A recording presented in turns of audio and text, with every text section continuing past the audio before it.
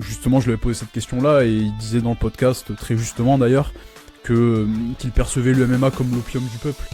On sait qu'on vit dans un contexte en France surtout qui est compliqué parce que politiquement c'est compliqué. Mais si par exemple on parle sur le circuit français, tu peux t'en tirer parfois avec 2000 balles par combat. Alors t'en fais 3 dans l'année donc ça te fait 6000 balles, c'est que dalle. Mais ce qu'il faut savoir c'est que l'année dernière il y a eu 100% d'échecs. Donc à ce jour, il n'y a aucun agent sportif FMMAF officiel. En fait, on a essayé un peu de forcer le destin en faisant ce qu'on appelle un call-out. Donc on a provoqué, entre gros guillemets, parce que ça arrive, nous on rentre pas dans ce truc-là d'insultes, etc.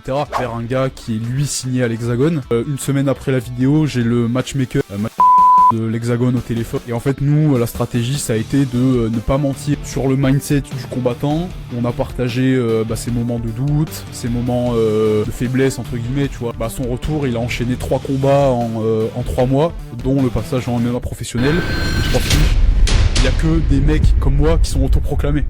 On va parler de sport pour la première fois sur cette chaîne YouTube. Je suis avec Romain Sibué. Alors, je vais raconter rapidement son parcours, parce qu'on va rentrer tout de suite dans le vif du sujet. Il est avec moi, donc étudiant à Aix-Marseille Université, au Master 1 Économie des marchés d'entreprise. Il a fait Pépite Provence dans l'incubateur à Startup. Il est aussi maintenant intervenant pour des cours, donc, notamment pour les Masters Entrepreneuriat. Je pense que ça va être ta spécialité sur le marketing. Et il a fondé une agence, donc une agence sportive, une agence dans le MMA, aussi dans la boxe. Et on va parler de tout ça, du monde des agences. Il a aussi son podcast. Il a interviewé plusieurs combattants, des entraîneurs. On va parler vraiment du monde sportif du MMA en France, ce qu'il en est, c'est quoi un agent sportif, un agent aussi qui permet d'avoir des compléments extra sportifs. On va parler de tout ça. En tout cas, avant de commencer cette vidéo, n'hésitez pas à vous abonner, liker, partager. Abonnez-vous à Romain, à son LinkedIn, à sa page Instagram, à Proxima Agency, à sa chaîne YouTube. Et puis moi j'ai envie de poser une question. Alors déjà concrètement, on pose les bases. C'est quoi une agence? Et comment on est venu à créer cette agence après un master en économie? Après tout ce parcours, pourquoi tu as voulu choisir aussi la niche du MMA, du monde des combattants en général?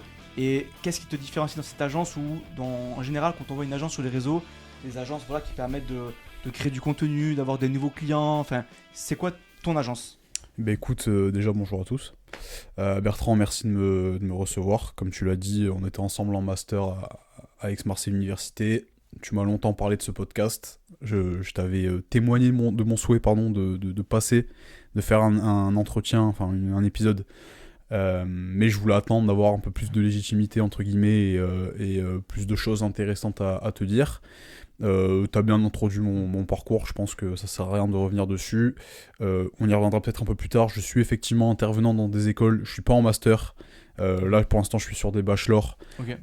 Et j'interviens surtout sur les sujets de la communication et la communication d'entreprise. Maintenant pour l'année prochaine, ça pourrait un peu se décanter, mais ça on pourra en parler un peu plus tard. Je pense pas que ce soit le plus intéressant, mais avec grand plaisir que je pourrais t'en parler. La genèse de mon projet, quelle est la genèse du projet? En octobre 2023, donc je suis encore étudiant. Je décide de lancer un média que tu connais bien qui s'appelle Virtus. Encore... Non, même pas que Virtus. Non, que Virtus. Virtus. Encore disponible sur YouTube. N'hésitez pas à aller voir. Un média que j'avais lancé pour le kiff. J'avais pas forcément de vision long terme, etc. J'avais une DA qui était celle de mettre l'humain en avant l'athlète. Okay. Tu vois. C'est une DA qui m'a suivi pour la suite, mais j'y reviendrai un peu plus tard. Et effectivement, tu l'as justement dit. Dans ce média-là, j'ai pu interviewer des combattants, entraîneurs, oui, parce que j'ai interviewé Johan Salvador, qui est coach et aussi combattant. Donc en octobre 2023, je lance ce média, en parallèle des études. Et en mai 2024, après 7 ou 8 interviews, je fais la rencontre par le biais de ses managers de Tom Di Gasparo, qui devait à l'époque affronter Paul Dena pour une ceinture amateur, mais pour une belle organisation, l'AEC, les gens qui connaissent le MMA en France connaissent forcément. Alors le combat ne s'était pas fait parce que Paul était blessé, mais avec Tom, on avait quand même fait des interviews, des réels, etc. pour les réseaux. Et c'est vrai que humainement et aussi professionnellement, le courant est bien passé avec lui. Et c'est tout naturellement que je lui ai proposé de l'aider au départ, sur la gestion de son image, de ses réseaux, de ses sponsors, etc. Il m'a fait confiance et je l'en remercie à nouveau. Et c'est vraiment lui qui m'a mis le pied à l'étrier, on va dire, pour passer du statut de média à, comme tu l'as dit, agence, et j'irai un peu plus loin dans la niche, tu vois, agence d'accompagnement extra-sportif. L'extra-sportif, il est très important. Pourquoi ? Et ça fait une belle transition avec ta question sur la définition d'un agent. Un combattant, il a un écosystème autour de lui qui est au complet et qui est à la fois balèze. Il a tout le corps sportif avec donc son coach de MMA, ce qu'on va appeler le head coach. Comme tu sais que le MMA regroupe plusieurs disciplines, il se doit aussi d'avoir son coach de striking, son coach de lutte, son coach de sol. De pied-point, Exactement. Il va avoir tout son staff médical, médecin du sport, nutritionniste, préparateur mental. Il y en a de plus en plus qui font appel à ces services-là. Il va avoir le manager, donc je le mentionnais précédemment. Le manager, c'est la personne qui va être en charge de la carrière purement sportive du combattant. Donc il va s'occuper de lui trouver des combats, des organisations, l'adversaire, négocier les contrats avec les organisations, les primes, les suites des prochains combats en cas de victoire. Exactement, les relations avec la fédération, voir que tous les papiers sont en règle, etc. Et puis, et c'est nouveau, et c'est là aussi où je pense que mon positionnement est novateur, j'irai peut-être pas jusqu'à là, mais où mon positionnement est peut-être en tout cas avant-gardiste, et je suis pas le seul à le faire en France, hein. Mais à ça vient donc s'ajouter l'agent, qui est vraiment dissociable pour le MMA, en tout cas du manager, qui va donc venir s'occuper de la gestion extra-sportive de la carrière. Qu'est-ce qu'englobe cette notion-là d'extra-sportif ? Et je l'ai dit en parlant du travail que je faisais avec Tom, l'image, la com, avec tout ce que ça implique derrière, donc les réseaux, les médias, etc. Les sponsors, parce que c'est aussi le nerf de la guerre, mais je pense qu'on en parlera un peu plus tard. Et puis, et moi, notamment, je pense, de par ma spécialisation académique et professionnelle en entrepreneuriat, j'ai aussi à cœur, à l'avenir, de pouvoir accompagner les gars sur les sujets plus business, tu vois, ouvrir une entreprise. Alors, je suis pas le mec le plus calé, mais tu vois, peut-être des petits conseils pour déplacement, etc. Ça pourrait être vraiment intéressant. Ouais. Et puis de par ton réseau, même si tu n'as pas ces compétences-là, le rediriger vers une tierce personne pour... Exactement. Le MMA, c'est un sport qui prend de plus en plus de place, à la fois dans l'écosystème sportif, mais aussi médiatique en France. Et forcément, alors même si on évalue la part du marché du sponsoring du MMA en France à 1%, ce qui est que dalle, faut dire ce qui est. C'est un chiffre qui tend à évoluer, et en fait, bien sûr, à évoluer dans le bon sens du terme, évidemment, parce qu'on peut aussi évoluer vers le bas, hein. mais qui tend, à croître. Et on peut le voir, il y a de plus en plus. Alors, dans le sponsoring, il va avoir les entreprises spécialisées. Donc ça va plus être de la nutrition, de l'équipementier, des salles qui vont sponsoriser des athlètes, mais on s'aperçoit qu'il y a aussi de plus en plus d'entreprises grand public, généralistes, qui sont pas forcément basées sur le sport et sur le MMA, exactement, qui se positionnent sur les athlètes. Tu as pu justement faire aussi un sponsoring avec une marque de cryothérapie. Exactement. Qui permet de... Ouais, mais tu vois, ça reste quand même dans le sportif. Ça reste quand même dans le sportif. Exactement. Ouais, ça peut même rentrer, je te parlais tout à l'heure de l'écosystème, ça peut même rentrer en fait dans l'écosystème médical. Okay. Tu vois, parce que comme tu le dis, c'est pour la récupération et tout. Moi, j'aime bien citer cet exemple. Ça va être par exemple JBL qui sponsorise Cyril Gane.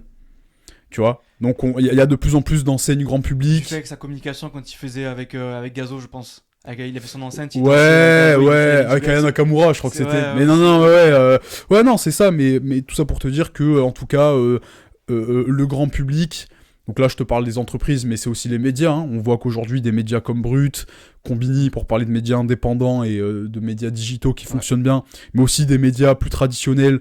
On a Cédric Doumbé qui est passé sur France Inter. Ouais. On a BFM TV qui, je me rappelle, avait parlé du combat entre BSD et Dustin Poirier. J'ai plus là de médias traditionnels. Un sport, on va dire, comme le football, pourrait être dans le commun des mortels, on va dire, accepté par tous au final. On est encore loin, faut pas non plus abuser, on est encore loin de l'image du football, parce que déjà le football a plus de 100 ans, là où le MMA, le MMA ça a apparu fin années 90, je pense, hein. Début des années 90, en 93 même, avec la création de l'UFC. Donc c'est récent, là-dessus c'est incomparable. Oui.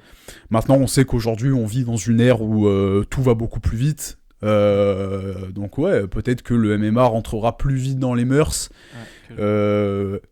J'en suis pas convaincu, très honnêtement. Je pourrais t'expliquer pourquoi. Ok. Mais voilà, ça reste un sport qui est violent. Faut dire ce qui est.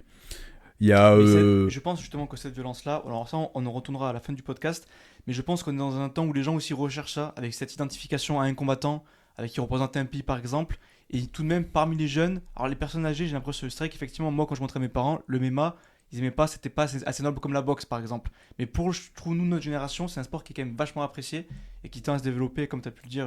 Bien je pense, sûr, sur les prochaines ouais, années, bien sûr. On peut mettre les pieds dans le plat directement. Et moi, c'est vrai que je me suis beaucoup posé la question de pourquoi est-ce que le MMA plaît autant en France. Il y a, je pense, 4 facteurs principaux. Déjà, c'est un sport qui est spectaculaire et ça vient en lien direct avec la violence. Il y a des KO, il y a des sang. soumissions, il y a du sang, il y a des physiques quand même impressionnants, faut dire ce qui est. Donc il y a ça qui effectivement plaît aux gens. Et puis je pense que l'homme, avec un grand H dans sa nature, a toujours été intéressé par le spectaculaire. Ouais, complètement. Et puis surtout la bagarre, et c'est pas pour tenir un discours rétrograde, mais la bagarre, la confrontation physique, ça c'est quelque chose qu'on a ancré en nous. C'est une forme d'exultation après aussi. De la population. Et bah, qui aura des gens. parlais de mon podcast, j'ai reçu Jean-Michel Froissart, un célèbre coach hors marseillais avant tout, hein, mais qui est aussi très réputé en France. Justement, je lui avais posé cette question-là et il disait dans le podcast, très justement d'ailleurs, qu'il percevait le MMA comme l'opium du peuple. On sait qu'on vit dans un contexte en France surtout qui est compliqué parce que politiquement c'est compliqué. C'est pas pour faire de la politique, mais socialement aussi, on a une fracture grandissante. Bah voilà, c'est vrai qu'une salle de MMA, tout le monde est mélangé, on s'en fout de qui vient d'où, etc. On partage quelque chose de fort, parce que quand tu partages un sparring, et quand tu partages un échange, en fait, c'est quelque chose de fort qui va renforcer tes liens avec quelqu'un.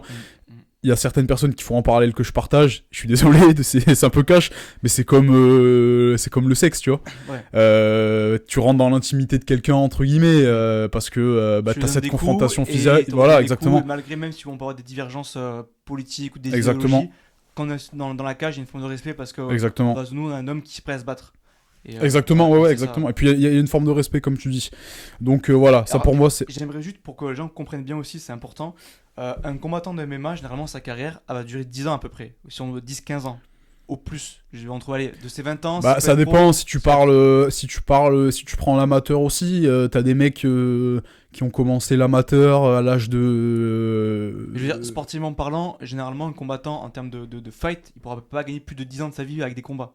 C'est ça, c'est sûr qu'à un moment, t'as une date le combattant a une date de péremption. Exactement. Et c'est pour ça que l'agent extrasportif, ce qui est très intéressant, c'est qu'un combattant, en fait, sa carrière est limitée dans le temps. Et donc les généreux, des fois, les revenus des combats, mis à part les méga stars, t'as beaucoup de combattants qui sont des professionnels, ils essaient d'en vivre, ils vont gagner de l'argent de la rente des combats, ça va s'arrêter assez tôt, et peut-être que cet argent n'est pas suffisant pour après vivre toute sa vie. Donc il y a des reconversions en coach par exemple. Exactement. Mais c'est là que vient l'importance des compléments extrasportifs. Ça peut être sur des placements de produits, ça peut être aussi typiquement justement sur des marques qui vont les accompagner. Et donc ça évite aux combattants de dépenser son argent pour pouvoir bien récupérer, bien s'alimenter. Et ça leur permet après aussi sur l'aspect business et conseil de développer son image et de pouvoir essayer de voir l'après-carrière au final. Exact. Je pense, qui est très très important. Ouais, exactement. Tu pointes du doigt un sujet qui est intéressant, c'est que le combattant, il est au cœur il est au devant de la scène du sport, hein, parce que c'est lui qu'on va regarder, mais paradoxalement, c'est pas celui qui va gagner le plus d'argent. Ouais. Et pourquoi ? C'est parce que le combattant, il est payé au combat. Il n'a pas de contrat avec un club, comme pourrait avoir par exemple un joueur de foot, qui même s'il ne va pas jouer un match de la saison, aura quand même son salaire à la fin du mois. En MMA, tu combats 3 fois dans l'année, tu perçois 3 salaires de combat. Et pour un combattant qui ne tire pas son épingle du jeu, et d'un point de vue de la performance, mais aussi et surtout d'un point de vue des réseaux sociaux, un combattant qui n'est pas bankable, il n'y a pas de prime exacte, mais si par exemple on parle sur le circuit français, tu peux t'en tirer parfois avec 2000 balles par combat. Alors oui, les gens vont dire putain 2000 balles en une soirée c'est énorme, d'accord, mais t'en fais 3 dans l'année, donc ça te fait 6000 balles, c'est que dalle. Un camp d'entraînement pour préparer un combat, c'est de l'argent, parce que t'as des entraînements, t'as des médecins, t'as ta bouffe, t'as tout ça. À la fin du combat, tu dois payer ton manager, tu dois payer ta salle, enfin ton coach, tu donnes un pourcentage à ton coach, t'as les impôts. Donc sur 2000 balles, putain, si t'en restes 600, t'es le roi du monde. C'est très compliqué. Donc effectivement, il y a ce besoin-là des combattants, en plus de gagner et de performer, et ça c'est très important, de se faire connaître de par leur image. Et c'est vrai qu'aujourd'hui, à l'ère des réseaux sociaux, c'est indispensable. Maintenant, il y a aussi une chose, et moi c'est quelque chose que je dis parce qu'aujourd'hui, moi, je travaille avec 3 athlètes, mais on en reviendra un peu plus tard peut-être. C'est ce que je dis notamment à Tom et Thomas, qui sont les 2 plus anciens athlètes avec qui je travaille. Ils le comprennent, et tu vois, ça c'est cool de travailler avec des gars qui ont cette maturité-là. C'est de dire, les gars, nous, de notre côté, on va faire le travail en com, on va vous trouver une stratégie intéressante, on va vous façonner une image qui va certes prendre du temps, mais qui va être cohérente avec qui vous êtes et ce que vous voulez mettre en avant. Par contre, si derrière, ça suit pas, dans la cage, nous on pourra rien faire de plus. C'est ça aussi, tu vois. C'est ça aussi. Parce que si tu veux gagner un combat, c'est une chose. C'est très bien de le gagner. Mais des mecs qui gagnent des combats, t'en as des milliers par semaine. Par contre, le gagner avec la manière, avec une grosse perf, avec un gros KO, avec une grosse soumission, là c'est autre chose. Et ça peut vraiment te faire passer à une étape au-dessus. Donc c'est vraiment la communication, elle doit jamais venir se substituer exactement à la performance sportive. C'est vraiment un énorme plus une fois que la performance sportive est là pour ensuite exactement. Ouais. Mais là typiquement, alors là on est 2 jours avant le combat de Sean Strickland et Ramzat. Ouais. Et par exemple, c'est vrai qu'on voit l'importance de la communication. Quand on voit un Sean qui a quand même perdu, gagné, il n'aurait pas normalement été légitime d'être en tête de liste face à la ceinture. Il y aurait eu une Nassourdine normalement, je pense qu'il aurait dû l'avoir. Ouais. Et pourtant, le fait qu'il a une super communication, très active sur les réseaux, et puis le personnage qui va avec, l'UFC le met en avant. Donc on voit que c'est évidemment, une organisation, ça reste une entreprise privée. Tu parles de l'UFC, c'est exactement, c'est même une entreprise qui est cotée en bourse, l'UFC. Ouais. Donc ils ont cette obligation de rendement économique, tu vois. Et c'est vrai que parfois, dans certaines organisations, après c'est ce qui plaît au public, on peut pas leur en vouloir, la logique narrative, storytelling, prend le dessus sur la logique sportive. Tu l'as bien dit, on aurait tous aimé voir le français Nassourdine combattre pour la ceinture, mais c'est un combat qui aurait beaucoup moins vendu, donc on peut pas en vouloir à l'UFC d'un autre côté. Et puis ça nous force aussi, nous, agents, pour reprendre cette terminologie-là, ça nous force aussi, nous, à être bons, tu vois, à dire aux gars, vous, faites votre taf à l'entraînement dans la cage, nous, on vous conseille derrière, on met des trucs en place pour qu'on puisse faire parler de vous. Donc c'est aussi ça, l'enjeu est aussi là. Okay. J'ai un exemple intéressant à te donner si t'es intéressé. Thomas Keroumi, qui est un athlète avec qui je travaille. Lui, il est passé pro très récemment, c'était début février, donc il a gagné, ouais, donc on est très content. Quelques semaines après, il devait faire un combat à l'Hexagone, donc prestigieuse organisation française, la deuxième meilleure selon moi. Et en fait, l'adversaire a raté la pesée, donc le combat ne s'est pas fait. Et en fait, depuis, donc le combat devait avoir lieu le 28 février. Depuis le 28 février, on n'a pas de nouvelles de l'Hexagone. Et en fait, on a essayé un peu de forcer le destin en faisant ce qu'on appelle un call-out. Donc, on a provoqué, entre gros guillemets, parce que ça arrive. Nous, on rentre pas dans ce truc-là d'insultes, etc. Les vidéos sont sur l'Instagram de Thomas Keroumi, c'est bon enfant. Voilà, les gens verront que c'est bon enfant. On a fait un call-out envers un gars qui est lui signé à l'Hexagone. Le gars nous a répondu, on a même parlé avec lui en privé, donc tu vois, il y a rien de personnel, c'est comme dit, je sais plus qui, là, rien de personnel, c'est que du business, tu vois. Et en fait, je sais que ça a marché parce que une semaine après la vidéo, j'ai le matchmaker, Mathieu Nicourt de l'Hexagone au téléphone, c'était pour autre chose, mais du coup, je lui ai parlé de ça, et je sais que l'organisation a aimé ce petit accrochage, encore une fois bon enfant, et c'est un combat qu'ils ont envie de faire. Alors ça dépend pas que d'eux, parce que la carte sur laquelle ils aimeraient le faire, elle est déjà pleine, donc ils sont en train de voir s'ils peuvent rajouter un combat, ça on aura la réponse dans les prochains jours, prochaines semaines, mais voilà, c'est des stratégies qui à notre échelle marchent, tu vois. Oui, complètement. Alors, pour reconstituer, donc t'as monté ton agence, en fait, en ayant trouvé un besoin, on va dire, par un métier passion, enfin par un sport passion, t'as vu qu'il y avait ce besoin-là, exact. Tu t'es mis dedans, t'as pu signer un premier athlète, un deuxième avec Thomas Keroumi, exact. Qui en plus a eu un storytelling assez intéressant, il sort de blessure, bien sûr, t'as vachement bien en avant, on mettra aussi en description les vidéos et puis quelques extraits par là. Et comment tu t'insères dans ce milieu-là? Parce que déjà t'as monté ton entreprise, donc t'es parti de zéro, t'as monté ton entreprise, t'as des stagiaires aussi qui travaillent pour toi. Ouais. Comment déjà à ton jeune âge, au début en liant études, monter ton entreprise, rentrer dans le monde du MMA avec des combattants qui ont aussi déjà leur propre agent sportif, se faire accepter, gagner la confiance et ensuite pouvoir proposer tes services, sachant que tu pars de zéro. Comment tu as mis ça en place et comment tu vas le développer par la suite avec la preuve de concept, hein, parce que maintenant tu as des combattants, c'est plus facile. Alors déjà, je pense que se lancer dans l'entrepreneuriat, c'est accessible à tout le monde. Parce que on peut tous avoir une bonne idée, on peut tous avoir envie de s'adresser à un marché pour répondre à un besoin. Mais je pense qu'on a tous des convictions et des raisons plus personnelles qui nous ont poussés à nous tourner vers l'entrepreneuriat. Et la mienne, et je vais pas être original du tout, c'est que moi j'ai beaucoup de mal à travailler sérieusement pour un projet qui n'est pas le mien. Donc en fait, honnêtement, et c'est pas du tout je suis pas du tout dans cette confrontation employé-entrepreneur. Je suis un mauvais employé, je pense. Très honnêtement, tu vois. J'ai beaucoup de mal, j'arrive pas à donner du sens. Après, c'est peut-être que j'ai jamais trouvé des boîtes aussi qui me parlaient vraiment. C'est peut-être ça. Mais c'est vraiment ce qui m'a mis le pied à l'étrier, encore une fois, pour me lancer dans l'entrepreneuriat. Pourquoi le MMA ? Bah, moi, c'est un sport qui me passionne depuis des années maintenant. Alors, j'en pratique pas, mais je fais de la boxe, j'ai fait pas mal de boxe anglaise, et là, je fais du kick actuellement, donc ça reste quand même des disciplines cousines, si on peut dire ça comme ça. Et puis, c'est aussi donc un sport, un secteur qui se développe de plus en plus en France, avec la légalisation en 2020. Donc forcément, bah, c'est un secteur qu'on pourrait qualifier de porteur. Et si on rentre plus dans la définition d'un secteur porteur, c'est un secteur qui, de par sa croissance, génère des opportunités. Et notamment celle qu'on développe depuis tout à l'heure, à savoir l'accompagnement extrasportif des athlètes. C'est pas un marché qui est très compliqué à adresser au final, parce que les athlètes, surtout quand tu te positionnes sur les athlètes sur lesquels moi je me positionne, c'est-à-dire fin de parcours amateur, début de parcours professionnel, c'est des athlètes qui sont quand même très accessibles, tu vois. Et en fait, même les professionnels sont plus accessibles.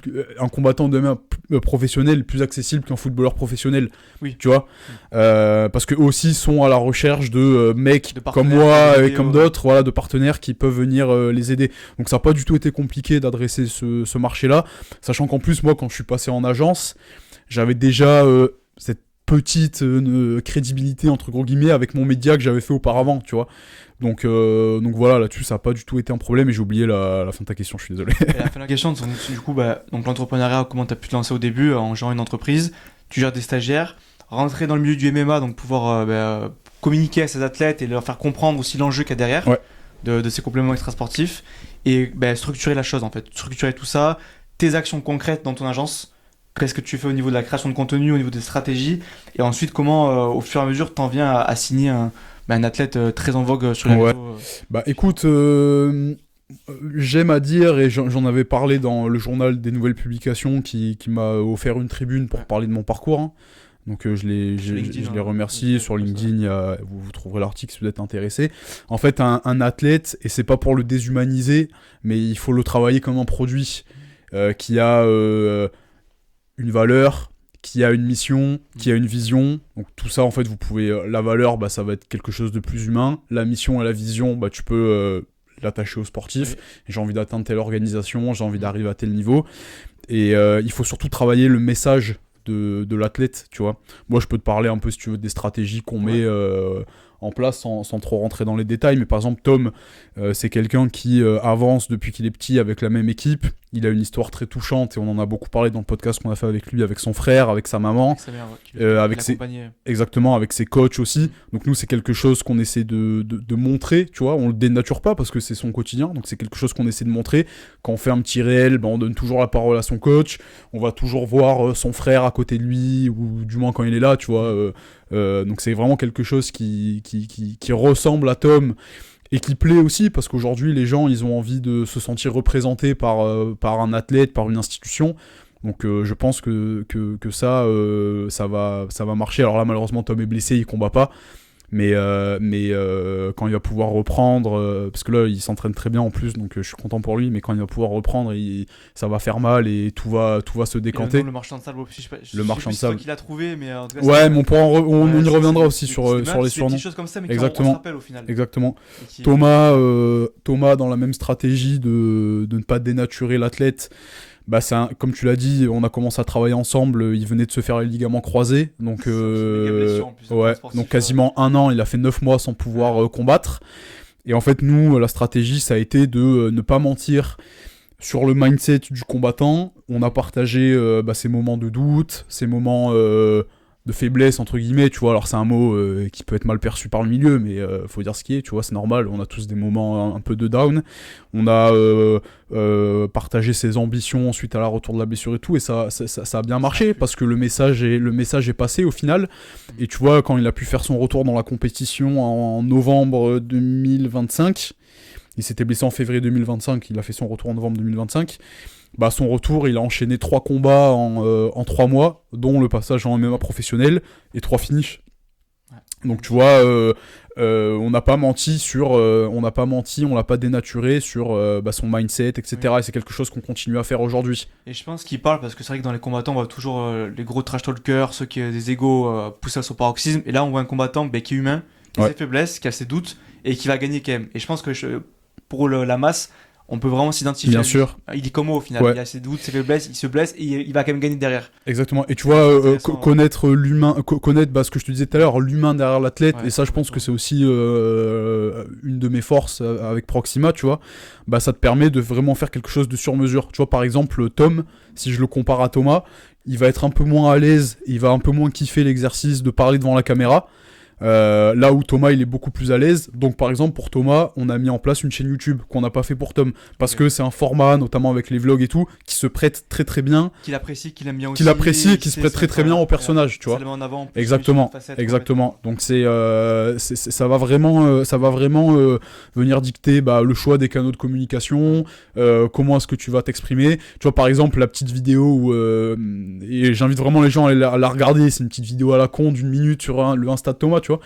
Mais la petite vidéo, on a fait le call-out donc par rapport aux combattants de l'Hexagone, elle a marché, tu vois, parce que c'est Thomas au naturel qui rigole avec ses potes, c'est son pote d'entraînement Clément que je salue qui le filme, moi il me l'envoie derrière, je fais un petit montage de con avec des sous-titres et des effets sonores et tout, et ça marche. Ouais. Et juste pour appuyer mon propos, que ce qui plaît c'est de voir l'athlète au naturel.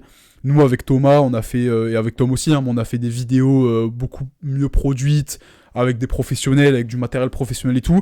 C'est des vidéos qui en matière d'engagement marchent beaucoup moins qu'une vidéo à la con filmée avec l'iPhone. Ouais. Tu vois ce que je veux dire ? C'est ouf, hein. C'est injuste, même. Mais je pense que les gens apprécient énormément le côté réel. Exactement. Sans trop d'artifice. Exactement. Là où tout de même la vidéo très professionnelle va te permettre de fidéliser et montrer aussi que Proxima Agency c'est quand même du sérieux. T'as tout compris. On peut filmer des fois des petits réels de la vie du quotidien, mais à côté on peut se faire des belles vidéos. Ouais. Sur du long terme. Ça, exactement. Après le combat, donc au moment où Thomas fait sa transition en pro, moi j'avais un stagiaire qui a quitté la structure depuis, qui s'appelle Martin, qui a fait donc un after movie du combat. Donc c'est une vidéo très pro, très bien montée avec une bonne musique. Et moi en fait j'étais dans le coin avec les coachs et en fait je filmais à l'iPhone pour derrière pouvoir faire du contenu plus fast food entre guillemets sur TikTok, Insta et tout. Et c'est marrant parce que moi j'avais fait une vidéo, mais vraiment une vidéo qui m'a pris 20 minutes à faire, tu vois, qui a fait quasiment 10 000 vues sur Insta. Peu de temps après on met l'after movie, donc qui a mis presque 2 semaines à monter et tout. Il en a fait, je crois, 7 ou 8 000. Ouais. Donc voilà, pour les gens, c'est peut-être pas significatif, mais ça en dit long sur ce que le public attend. Exactement. Ok, donc là, on va aussi... Alors, ça, je pense qu'on n'a peut-être pas encore assez bien expliqué, mais une agence extra-sportive, comment tu fais ton revenu, ton business model ? Ça veut dire que ça va être en fonction des contrats et des marges que tu vas négocier avec tes combattants parce que là, tu as intégré le milieu des combattants, mais tu dois aussi maintenant négocier avec les marques. Et c'est ça après la liaison des deux qui, je pense, te fait ton business model. Est-ce que tu peux expliquer un peu plus et tout là est le nerf de la guerre, parce que ton client entre guillemets qui est le combattant, ce que je disais en introduction, c'est la personne dans le MMA qui au final a le moins d'argent. Donc la question du modèle économique elle est compliquée. Effectivement il y a ce truc là de pourcentage sur les sponsors et tout, mais nous tu vois quand les mecs qui sont encore en début de carrière, t'as pas les sous que t'as quand les gars sont à l'UFC ou je ne sais où. Donc il y a déjà une crédibilité sportive à se construire autour de ça. Maintenant, ce qu'il faut savoir, c'est qu'un travail avec un combattant, c'est aussi un pari sur le long terme. Avant de pouvoir te rémunérer dessus, c'est long. Donc le modèle économique classique, on va dire que ça va être celui-là. Je suis en train, et j'ai pas envie d'en dire plus, non pas que je pense avoir une idée révolutionnaire, mais j'ai pas envie qu'on me vole l'idée entre guillemets. Je suis en train d'étudier un modèle économique basé sur une autre industrie que je vais pas nommer parce que ça va être très facile à trouver, sinon vous allez comprendre où je vais en venir, pour voir justement si ça peut pas être un modèle économique plus intéressant, mais c'est un modèle qui va me demander beaucoup plus de fonds. Donc là, pourquoi pas s'associer à des investisseurs, à des BA ou autre, j'en sais rien. Mais voilà, c'est ça qui est compliqué. Okay. Maintenant, s'il faut parler de moi, je sais pas si c'est intéressant de parler de mon cas, etc. Mais moi, je suis intervenant dans des écoles, donc ça me permet quand même de souffler un peu, de me faire un petit revenu. J'ai un peu d'argent de côté aussi, et j'ai aussi la chance, il faut le dire. C'est pour ça que j'invite les gens qui nous écoutent dans ma situation à se lancer dans l'entrepreneuriat. Moi, je suis encore chez mes parents, tu vois. Ne me jugez pas, les gars. On fait comme on peut. Ça, je pense, c'est très bien de le dire, parce que déjà que c'est possible d'entreprendre en étant étudiant et qu'il n'y a aucune honte de rester chez ses parents, c'est une chance. Je pense que beaucoup de gens, en fait, veulent partir trop tôt, alors putain, c'est vraiment une chance. C'est une chance, ouais, c'est une chance, c'est un cadre qui est stable et qui est sain aussi, tu vois, surtout si moi, dans mon cas, j'ai de la chance d'avoir mes parents qui me soutiennent dans ce que je fais. Alors, ils comprennent pas tout, parce que moi je suis aussi un peu décalé, tu vois, avec ce qui peut se faire de manière plus classique. Ils comprennent pas tout, mais ils me font confiance, et quand t'as la confiance de ceux qui t'aiment et qui doivent être entre guillemets tes premiers supporters, forcément ça t'aide. Et tu te dis aussi indirectement que tu fais ça un peu pour eux, tu vois, dire voilà, vous m'avez fait confiance. Pas que vous m'avez jamais mis la pression, parce qu'évidemment à un moment t'as une obligation de résultat, tu vois, pas envers eux mais envers toi-même. La pression tu te la mets seule. Je vais vous montrer par la force de travail que vous avez eu raison de me faire confiance, de croire en moi, voilà, exactement. Ma mère, elle me dit souvent pour rigoler, hein, mais elle me dit souvent quand tu seras riche tu devras rembourser la dette, mais bon, pour rigoler, tu vois, mais voilà, exactement. Exactement.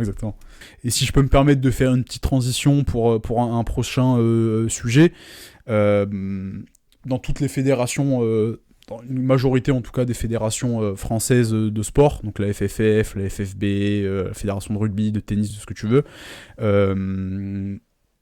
pour être agent, il faut passer un diplôme, un examen auprès de la fédération qui te délivre ce titre officiel. Ce titre officiel, on peut le passer au sein de la FMMAF depuis l'année dernière. D'accord. Donc depuis novembre 2025, parce que tous les examens sont une fois par an en novembre. Alors moi je l'ai pas fait parce que j'avais pas le temps de réviser et tout, et je voulais pas m'inscrire parce qu'en plus ça coûte un peu cher, donc pour être sûr de le rater. Mais ce qu'il faut savoir, c'est que l'année dernière il y a eu 100% d'échecs. Donc à ce jour, il n'y a aucun agent sportif FMMAF officiel. Il y a que des mecs comme moi qui sont autoproclamés. Ouais. Donc là, un des objectifs pour cette année, c'est de réussir ce diplôme-là. J'ai commencé à le réviser, et d'être parmi les premiers, si ce n'est le premier agent officiel. Ce serait ouf. Alors ça veut dire que c'est des cours, c'est un bouquin qui est une sortie annuelle. Alors non, pas du tout. En fait, comment est-ce que cet examen se passe ? Il y a déjà un tronc commun, donc un premier examen que tu passes auprès du Comité national olympique. Okay. D'accord, donc ça c'est pour toutes les fédérations. Toutes les fédérations chaque année passent ce même examen, et au préalable, au moment de l'inscription, tu dis pour quelle fédération est-ce que tu t'inscris. Donc moi en l'occurrence je me suis inscrit pour la fédération de MMA. Si tu réussis le premier examen généraliste, qui généralement est quand même le plus compliqué, donc c'est-à-dire avec minimum 10 sur 20, tu es admissible pour passer l'examen dans la fédération dans laquelle tu t'es inscrite. Et derrière, après, il faut aussi que tu réussisses cet examen-là. Donc c'est balèze, c'est beaucoup de révision, c'est du droit, parce qu'en fait c'est que du droit. Hein. Okay, droit des contrats, droit du travail, droit des sociétés, droit du sport, droit à l'image, tout ça, c'est beaucoup de droits, pour quelqu'un comme moi qui ne vient pas du tout d'une formation juridique. Mais voilà. Un petit peu en cours quand même. Oui, mais bon, c'est pas. Franchement, je te prie de me croire que c'est pas comparable à ce que je suis en train d'étudier actuellement, tu vois. Ouais. Et comment ça se passe pour réviser ? En fait, il n'y a pas de programme officiel. Enfin, le programme officiel, en fait, c'est le code de chaque matière, tu vois. Donc, le code du sport, le code de ci, le code de ça. Mais il y a beaucoup d'organismes de formation privés qui forment à ces examens-là. Donc, j'en suis passé par un. Je vais pas le nommer parce que il me paye pas déjà. non, je vais pas le nommer parce que j'ai. Je te le dis honnêtement, j'ai aucun intérêt à ce que des gens se mettent à étudier ça, tu vois. Il faut, à un moment, on est là aussi pour le business. Ce que j'aime bien aussi pour vous dire, c'est que sur les réseaux sociaux, on voit beaucoup de gens qui partagent un petit peu, parce que là, si on parle plus d'entrepreneuriat, leur business. Et ça, c'est vrai que c'est toi et Antoine qui l'avez dit, et c'est vrai qu'en fait, c'est très vrai, mais quand quelqu'un partage son business, et qui donne toutes les clés, c'est qu'au final son business ne marche plus. Ouais. Et que c'est son business, c'est de vous vendre. Que le business c'est de te vendre. Donc moi j'ai pas envie de dire par qui je passe, comment je révise et tout, parce que ça je pourrais le faire le jour où je réussirai l'examen. Mais là à l'heure actuelle, il y a probablement d'autres mecs qui ont la même vision et le même objectif que moi qui sont en train de réviser. Ce qui veut dire que là, si tu réussis celui de MMA, tu devras passer celui aussi pour la boxe typiquement si tu veux normalement. Je sais pas, ça franchement, honnêtement, je sais pas parce que moi c'est vraiment MMA. Après, ce qu'il faut savoir, c'est que depuis 2020, la FMMAF est sous la tutelle de la fédération de boxe, donc c'est pas une fédération qui est indépendante, mais la Fédé va passer autonome, indépendante en septembre de cette année. Et ça va être un changement parce que du coup elle aura plus de liberté dans la mise en place d'actions pour le développement justement de la fédération et du circuit français. Je pense qu'il y aura plus de financement et puis il y aura vraiment cette liberté de gouvernance là qui avait peut-être un peu moins avec la boxe, bien que la FMMAF depuis qu'elle est sous tutelle de la FFB fait de très très belles choses, il y a qu'à voir où on en est, voilà.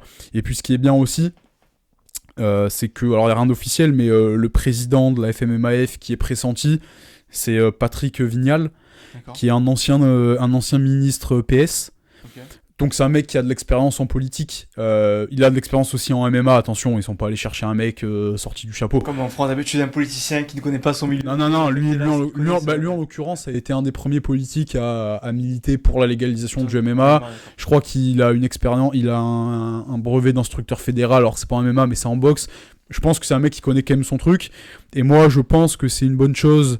Après, PS, pas PS, enfin l'étiquette politique, on s'en fout.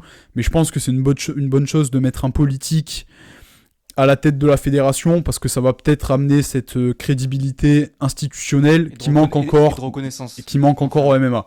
Voilà. Après, on peut pas, tant qu'il n'y a pas les premiers résultats, on peut pas tirer de conclusion, tu vois. Mais en ce sens, je pense que ça peut tirer que la fédération vers le haut. Voilà. Donc très bien. Donc je pense que vous avez appris pas mal de choses sur le fait de entreprendre, c'est aussi des fois exercer dans la légalité. Donc là surtout oui, ça exerce dans la légalité, on peut entreprendre un cannabis. Non mais en fait c'est bien parce que ça montre aussi que le MMA il se structure, il se crédibilise. Donc moi je trouve que c'est bien et ça va faire un tri parmi ce que je disais tout à l'heure, tous ces agents et managers autoproclamés, donc je pense que c'est que bien. Complètement. L'actualité de la FMMAF, elle est marquée par ce truc-là, ce diplôme-là d'agent sportif qui est rentré en vigueur. Et à titre personnel, donc moi c'est un truc qui peut venir pas mal changer le destin de mon agence. Il y a un truc, il y a un point que je suis aussi en train de développer, c'est le pôle médiatique de mon agence. Donc en mars, comme tu l'as dit en introduction, j'ai lancé mon podcast qui s'appelle le Walkout. Alors je l'ai un peu mis à l'arrêt parce qu'en fait je me suis rendu compte qu'un podcast c'était juste de la... Alors il y a de la qualité, de la pertinence, mais c'est aussi de la régularité. Donc en fait si t'as pas un stock d'un certain nombre de podcasts à balancer sur la durée, c'est un peu compliqué, mais ça va reprendre. Le Walkout, pour rapidement t'expliquer, c'est un podcast dans lequel je vais recevoir des invités, des acteurs de l'écosystème MMA plutôt. Après je me ferme pas la porte au sport de combat de manière générale, mais voilà, pour aborder la thématique du sport sous l'angle extra-sportif. Par exemple, dans les 3 premiers épisodes, j'ai reçu Tom Di Gasparo avec qui je travaille. Ton premier combattant. Exactement, qui a pu nous témoigner de la dure réalité de la vie d'un combattant, tu vois. J'ai reçu Jean-Michel Foissard, que je mentionnais aussi tout à l'heure, qui nous parlait de son point de vue de coach, d'entrepreneur, parce que quand t'as un club de sport, t'es un entrepreneur, de l'évolution justement du MMA. Et en 3e épisode, j'ai reçu Soleiman Tsarniak, qui est le cofondateur d'une marque lanceur, avec laquelle je travaille, avec laquelle j'ai des bons liens, qui lui a un parcours très intéressant parce que c'est un ancien militaire. Là aujourd'hui il est dans le paramilitaire, il est ingénieur en satellite, etc. Et qui a donc aussi monté sa marque. Donc c'était intéressant d'avoir le parcours de l'entrepreneur et tout. Donc voilà, ça c'est le podcast que je vais reprendre incessamment sous peu, mais c'est beaucoup d'organisation en fait, et voilà. Ouais, et puis, et c'est un levier que j'ai longtemps sous-estimé, et je tiens à dédicacer Samuel Marek, qui est passé sur le podcast, parce que c'est lui qui m'a donné l'idée. J'ai lancé ma newsletter depuis 1 mois, là, aujourd'hui, qui s'appelle le Main Event, et c'est une newsletter hebdomadaire, donc qui est envoyée tous les lundis à 10h. On peut s'inscrire via LinkedIn aussi. Ouais, sur mon LinkedIn, vous allez avoir tous les liens. Okay. Ouais. C'est une newsletter hebdomadaire 100% fight, qui décrypte l'actualité du fight business. Donc là, en fait, c'est vraiment dans le monde à échelle internationale, donc dans le monde du sport de combat, qu'est-ce qui se passe d'un point de vue toujours extra-sportif, mais surtout d'un point de vue business. Donc on va parler image, com, sponsoring, business, politique du sport, etc. C'est un truc qui est intéressant. Et puis c'est surtout quelque chose, le podcast ou la newsletter, qui vient, moi, affirmer la position de l'agence d'extra sportif. Tu vois, moi, je vais pas parler de l'actualité, de tel résultat, de tel mec, parce que c'est pas mon expertise. J'ai des connaissances, mais j'ai d'autres expertises. Et juste pour conclure sur la partie de la newsletter, la valeur ajoutée à ce concept-là, c'est la dernière rubrique qui s'appelle le speaker de la semaine. En fait, chaque semaine, je reçois un acteur du milieu qui vient nous parler de son expertise. Si je peux te citer quelques noms, j'ai reçu le manager de Cédric Doumbé, David Fouché, qui nous a parlé justement de la relation avec un athlète, parce que lui il travaille. Il intervient sous forme de. C'est interview écrite, ouais, forcément parce que c'est du mailing, donc voilà.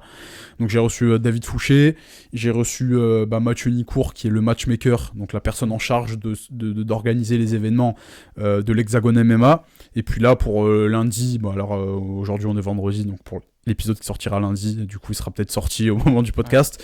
J'aurais reçu Charles Navio qui est le président de l'organisation Duel Fighting. Et c'est un positionnement qui plaît parce que alors une newsletter, surtout à mon échelle, j'ai pas encore 1000 lecteurs, tu vois.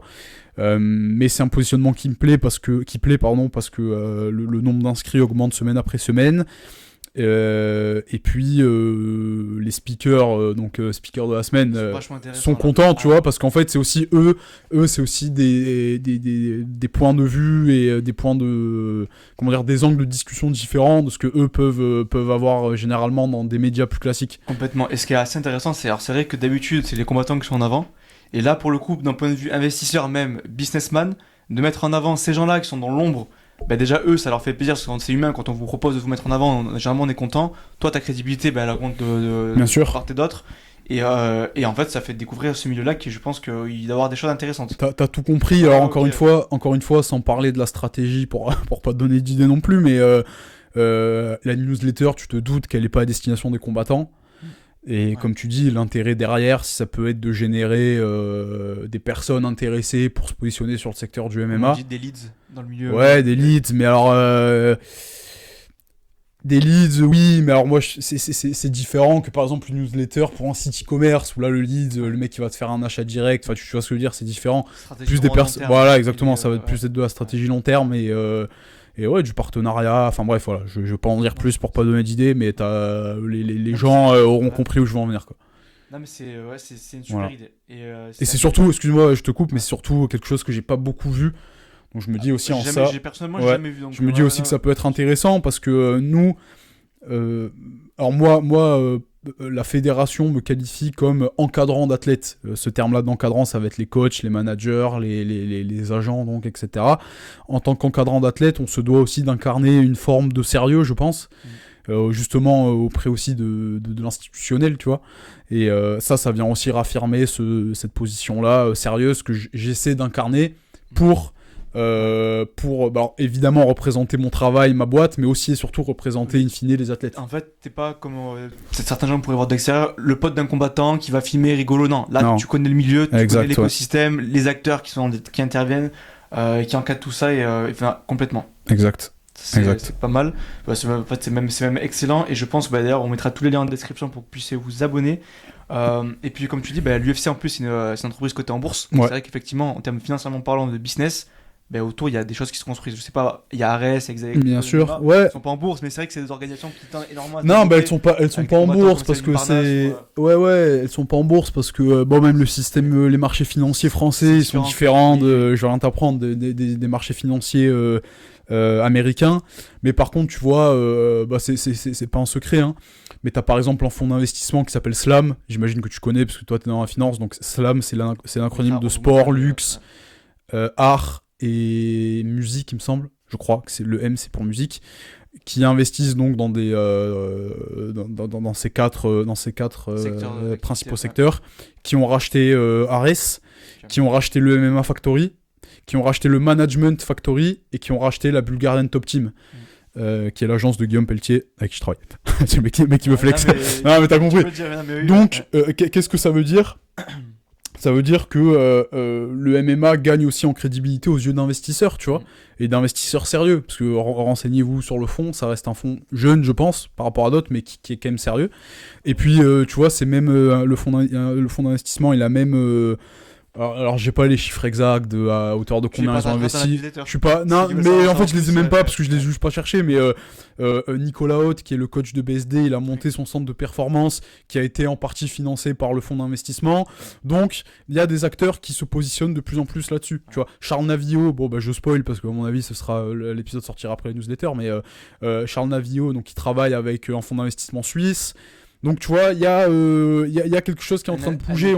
Il y a vraiment, si tu veux, le MMA, il est aussi en train d'adresser ce secteur-là entrepreneurial. À une clientèle en fait qui de base ne va pas forcément avoir des sports de combat, mais qui comprennent là qu'il y a un intérêt. Exactement. Aussi, à des entrepreneurs tout simplement, des mecs qui vont saisir l'opportunité. Et... Alors très belle transition quand tu parles d'entrepreneur. Alors toi, dans ta carrière, ce serait quels les 3 entrepreneurs français ou même internationaux qui t'ont vraiment inspiré pour continuer à développer son entreprise? Et 3 combattants aussi, peut-être encore pas tellement connus du grand public, mais tu penses qu'ils peuvent avoir une très très belle suite de carrière et ta plus grande leçon dans l'entrepreneuriat. Voilà, ces 3 questions. Alors pour l'entrepreneur, j'ai pas vraiment de personnes, moi enfin pas qui vont pas me parler quand tu vois ce que peut faire par exemple je sais pas moi, un Musk ou d'autres personnes, bah c'est hyper inspirant. Nous par exemple à Marseille, on a la CMA. Tu vois un peu comment ils développent leur activité avec tu vois ils commencent ça fait un petit moment déjà, mais ils se positionnent sur l'investissement, le développement d'entreprise. Je pense qu'il y a des trucs qui se trament aussi autour de l'OM, etc. Moi ça c'est évidemment des trucs qui m'inspirent. Je vais te faire une réponse, ça va peut-être pas être très original, mais on va quand même rester dans le MMA. Moi je suis admiratif de ce qu'un Connor par exemple a pu faire, un mec parti d'en bas qui a fait ses preuves sportivement déjà avec un palmarès qui parle pour lui et qui derrière a réussi à capitaliser. Il a ouvert, alors il a revendu ses parts, mais la marque de whisky, il a ouvert sa propre agence de communication, de cigares je crois aussi, sa marque de cigares, son bar, etc. Moi c'est des choses qui me parlent, tu vois, et évidemment on s'inspire de ces mecs-là. Alors après, voilà, moi, Grégor, c'est un personnage sulfureux. Je suis pas là pour dire si je suis d'accord avec lui ou pas. C'est pas du tout le propos. Mais c'est une bonne, je pense, inspiration à ce niveau-là. Surtout qu'on reste dans le secteur du MMA. Après, tu vois, moi, par exemple, j'ai eu Charles, donc Navio, au téléphone l'autre jour. Enfin hier en fait, alors on enregistre le podcast, il m'a donné les dessous tu vois, de la création d'une organisation de MMA, pas que je ne soupçonnais pas, mais en tout cas pas autant en détail. Bah en fait tu te dis putain c'est fou, tu vois, le mec il est pas encore au niveau d'un Musk ou quoi, mais rien que ça c'est putain de louable en fait. Donc voilà, il y a pas vraiment une personne, et je suis désolé parce que c'est pas la réponse qu'on attend, il y a pas une personne vraiment qui va m'inspirer pour être tout à fait honnête. C'est plus l'état d'esprit en général où les mecs ils osent aller de l'avant, ils prennent des risques, parce que c'est aussi ça l'entrepreneuriat, c'est de prendre de parier ce qu'on a au risque de tout perdre, exactement. Donc voilà, ça va beaucoup m'inspirer, mais voilà, allez, si tu veux un nom, je te dirais Connor pour ce qu'il a fait à ce niveau-là. Et puis tu m'as dit quoi, pardon, les 3 combattants? 3 combattants, soit connus, soit même qui sont encore méconnus du grand public. Ouais. Et tu penses qu'ils sont inspirants dans leur parcours et dans ce que tu penses qu'ils peuvent faire à l'avenir? Alors moi je vais te faire un peu un mix des deux pour rester en France. Moi j'aime beaucoup. Alors évidemment il y a BSD, tu vois, il représente énormément de choses à échelle nationale, etc. Mais moi surtout au niveau du parcours sportif, je te dirais Nassourdine Imavov, qui a un parcours déjà de vie qui est intéressant. Et puis c'est un mec qu'on a pas enterré, mais qui est beaucoup passé sous les radars et qui d'une défaite. Il y a eu un match après contre Strickland, il y a eu un match arrêté avec son coup de tête contre Curtis. Beaucoup l'enterrer, beaucoup lui reprocher sa communication, etc. Et moi je pense qu'aujourd'hui c'est ce qui fait sa force. Donc moi je te dirais Nassourdine, déjà c'est un mec qui m'inspire pas mal.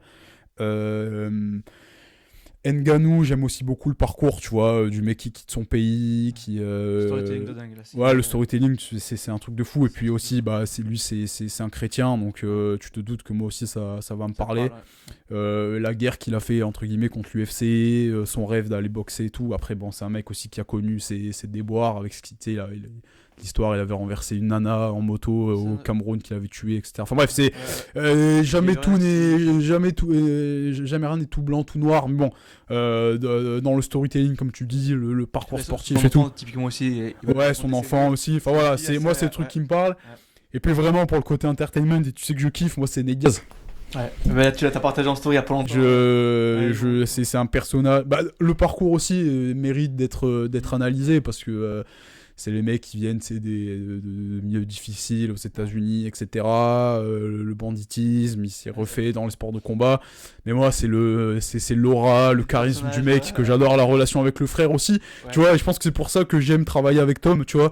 C'est parce que les frères Diaz, putain, si on peut arriver à faire pareil avec les frères Gasparo, tu vois, ce serait ouf. En espérant que ça finisse mieux, parce que je crois que les frères Diaz sont un peu apparemment ils sont pas en embrouille. Mais tu vois, moi j'adore, le mec il s'en bat les couilles.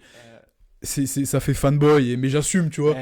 Tu t'allumes le gros pétard en conférence de presse pendant que le journaliste il te pose la question. Tu prends le micro, tu dis ouais, tu peux répéter, j'ai rien écouté. Moi, c'est des trucs qui me régalent. La nonchalance et tout, ça me régale. La photo, le mec il aurait pu finir le combat. Ouais. Juste pour la photo, mais tu vois, la photo elle est peut-être presque même plus légendaire que s'il avait terminé le combat. Tu vois. Moi, Nedia, c'est vraiment un personnage que je kiffe. Quand il va pour renouveler son contrat avec l'UFC, il sort des bureaux, il fait une photo où il pisse devant le bureau. Moi, ça me régale. C'est des trucs qui me régalent, tu vois. Voilà. Je comprends. Donc, Nate Diaz. Après, oui, t'as BSD, par exemple, c'est un mec qui a un parcours hyper inspirant. Ancien militaire et tout. Enterré. Et au final, qu'on pensait aussi avoir. Il y a beaucoup, franchement, 3, je pourrais t'en citer 10, tu vois. Mais voilà, j'essaie aussi de prendre des mecs un peu actuels qui vont parler à tout le monde. Mais non, c'est. Et t'as pu rendre leçon du coup d'entrepreneuriat au niveau un échec ou vraiment une leçon que t'as apprise que tu pourrais donner à nos auditeurs qui nous écoutent, qui veulent entreprendre, un conseil que tu pourrais leur donner maintenant avec quand même. Je vais me répéter parce que c'est le conseil que j'ai promulgué dans le journal, là, les nouvelles publications, mais moi une cause qui me tient à cœur, ça va être la confiance en soi. C'est quelque chose qui peut beaucoup t'impacter si t'en as pas, tu vois. Moi par exemple, je sais quand j'étais petit, j'en avais pas petit, tu vois, au collège, etc., j'en avais pas beaucoup. Et en fait, ça te tue au niveau social parce que t'oses pas aller vers les autres, parce que tu deviens timide.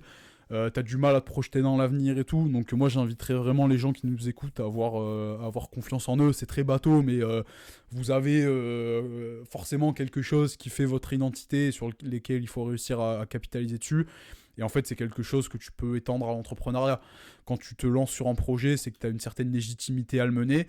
Il faut savoir se remettre en question, mais il faut pas que cette remise en question te bloque là-dessus. Donc ayez confiance en vous, lancez-vous, et de toute façon, tant que tu te lances pas, tu peux pas savoir si ce que tu fais c'est bien ou mal. Donc, et c'est vrai que là, pour le coup, la mise en question, enfin la confiance en soi chez les hommes, c'est un sujet qui est très peu. C'est un sujet, ouais, bien sûr. Et c'est un vrai truc, et je pense que l'entrepreneuriat, ça peut être une très très belle manière d'exorciser la chose, dans le sens où on va tenter petit à petit, chacun à son échelle. Attention, peut-être il y en a qui vont faire des trucs de fou plus rapidement que d'autres, mais si chaque jour, step by step, vous pouvez faire 1% de plus, en fait, c'est 1% de confiance que vous gagnez au quotidien. Bien sûr. Ouais, t'as l'entrepreneuriat, t'as évidemment le sport qui vient. Et une passion en fait en général. Une passion en général, mais ouais, carrément. Qui va faire ça quotidiennement. Ouais. Ça peut être là aussi les études, ceux qui veulent performer dans les études, ça peut être l'entrepreneuriat, ça peut être le sport, ça peut être l'art, ça peut être la musique, ça peut être la randonnée, ça peut être la course, ça peut être. Et là, tu vois, tu parles de. Pour faire des petits anglicismes d'enculé, mais tu parles de. Non, mais c'est moi qui vais en faire, hein. Mais tu parles de hard skills, tu vois.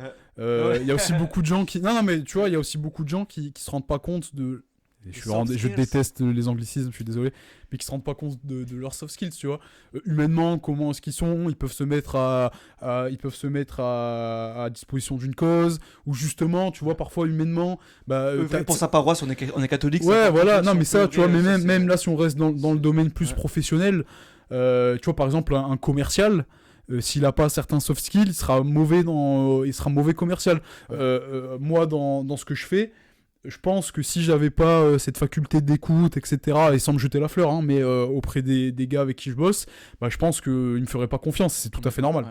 Alors, je tiens quand même moi à préciser, ça c'est la petite conclusion. C'est vrai que les soft skills c'est très important. Par contre, J'ai l'impression que maintenant on met plus en avant les soft skills que concrètement un hard skill. Ça peut être avoir des compétences dans un logiciel technique, ça peut être et ça maintenant j'ai l'impression que malheureusement ce style hard skills on n'en parle plus assez et que beaucoup se protègent. Ah mais moi j'ai plein de soft skills aussi. Donc attention, Ouais. c'est important d'avoir les deux, d'avoir une vraie compétence technique dans un domaine. Ça peut être un logiciel, ça peut être une connaissance sur un domaine, et les soft skills bien évidemment qui viennent pour moi sublimer la chose. Évidemment, mais tu vois, Sublimer. cependant, alors, et là, on peut partir, on peut continuer Ouais. le podcast pendant une heure, on va peut-être s'arrêter, Ouais, tu vois. oui. Mais et moi, je suis totalement d'accord avec toi. Par contre, il y a aussi une chose, c'est que les soft skills ne seront jamais remplacés par les avancées technologiques. Non, complètement. Tu Non, vois mais je suis là. Alors que les hard Tu skills, vois, la maîtrise d'un logiciel, Claude, il peut nous faire. Ok, tu vois, ouais. Non, mais c'est vrai aussi. voilà. Bon, cette Non, petite phrase de mais, conclusion non, qui a mais rien à voir avec ce non, dont mais on parlait c'était depuis très tout à l'heure, bien. mais En tout cas, Romain, merci encore d'être venu dans cet épisode. Je pense que ça a pu inspirer beaucoup de personnes, que ce soit à travers ton parcours dans l'entrepreneuriat, mettre une connaissance supplémentaire sur le milieu du MMA et c'est quoi concrètement une agence, que sur les réseaux, encore une fois, une agence, il y en a de toutes sortes. Ça peut être des agences dans le SEO pour optimiser pour les boîtes, ça peut être dans la communication, dans le marketing. Là, ici, on a parlé d'agences extra sportives dans le MMA. Qu'est-ce qu'on peut souhaiter pour la suite, pour finir, s'il y a une date à te suivre sur les réseaux et puis moi, en tout cas, avec grand plaisir, je serai là sur un de tes combats, enfin, pour un combat de tes combattants. Si on peut montrer tout ça, ça pourrait être cool. Et puis, qu'est-ce qu'il y a bah écoute, déjà, Bertrand, merci à toi pour l'invitation. Depuis le temps qu'on parle de faire cet épisode, je suis content que ce se soit enfin concrétisé. Prochaine fois avec Enzo, peut-être, j'espère, parce que j'ai pas encore eu l'occasion de le rencontrer. Et vu que j'ai envie de rencontrer toute l'équipe du Cercle des Affranchis, j'espère qu'il sera la prochaine fois. Qu'est-ce qu'on peut me souhaiter? Bah écoute, déjà de réussir, personnellement, de réussir le, le diplôme d'agent sportif, c'est beaucoup de travail. Mais c'est pour tous les avantages que ça représente, c'est quelque chose qui est nécessaire. Et puis, bah, si je dois avoir une pensée pour Thomas, Tom, Baptiste, c'est qu'il performe. Là, Thomas, il a un combat le 6 juin qui arrive à Marseille, donc j'espère qu'il va le gagner, que derrière, on aura enfin notre ticket d'entrée à l'Hexagone MMA. En tout cas, Thomas travaille dur et nous, on le suit derrière. Tom, bah, je lui souhaite de. C'est bizarre de le dire parce que je l'aurais dit en face à face, mais bon, je vais le répéter, tu vois. Mais Tom, je lui souhaite déjà de se rétablir de sa blessure. Et il va nous faire, à n'en pas douter, un retour fracassant dans le circuit. Et Baptiste, bah écoute, lui aussi, il a commencé sa carrière pro, donc bah pareil, il y a le sportif. Et lui, il a aussi bah, toute une vie de famille à côté, la foi et tout, donc aussi de pouvoir continuer à se développer à ce niveau-là. Voilà. Très bien. En tout cas, les gars, j'espère que cet épisode vous aura plu. N'hésitez pas à vous abonner à tous les liens qu'on mettra en description, ta chaîne YouTube, ton média, ton LinkedIn, les combattants aussi on mettra en description. Et puis j'ai envie de vous dire à la prochaine pour la prochaine. Ciao tout le monde.